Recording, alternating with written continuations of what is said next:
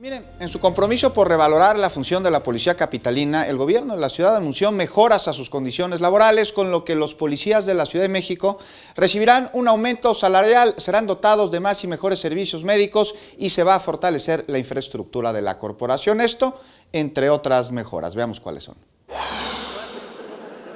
La policía de la Ciudad de México recibirá un aumento salarial 5 puntos por encima de la inflación, es decir, si esta en 2019 es de 3.4%, el aumento será de 8.4% anual. Así lo señaló la jefa de gobierno, Claudia Sheinbaum, durante la conmemoración del Día del Policía. Indicó también que en la nueva administración, ningún elemento de la Secretaría de Seguridad Ciudadana deberá poner recurso propio para la compra de gasolina en sus patrullas, adquisición de chalecos y demás equipo para realizar su trabajo, ya que son insumos que le corresponden al gobierno capitalino garantizar. Estoy trabajando para que ningún policía tenga que sacar de su bolsa para pagar sus instrumentos de trabajo. Nada de que paguen la gasolina, nada de que se pague por un chaleco, nada de que se pague por las condiciones mínimas que tienen que tener ustedes.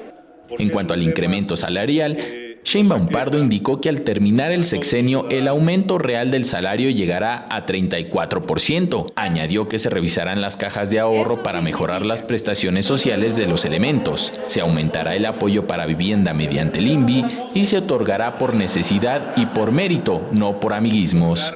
Jesús Horta Martínez, secretario de Seguridad Ciudadana local, destacó que con la nueva administración se acabaron las cuotas que pedían los altos mandos a los policías. En materia de coordinación, todas las corporaciones están compartiendo información a fin de eficientar el combate a la delincuencia. Se hizo un compromiso para trabajar de la mano con las alcaldías a fin de crear planes de actuación respecto a las necesidades de cada demarcación.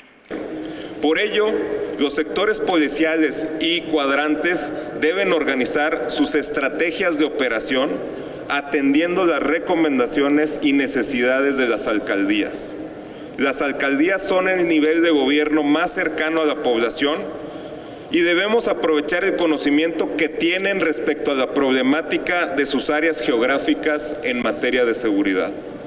Se implementará un esquema de policía del mes, al cual se le premiará con 50,000 pesos y para el policía del año se le darán 500,000.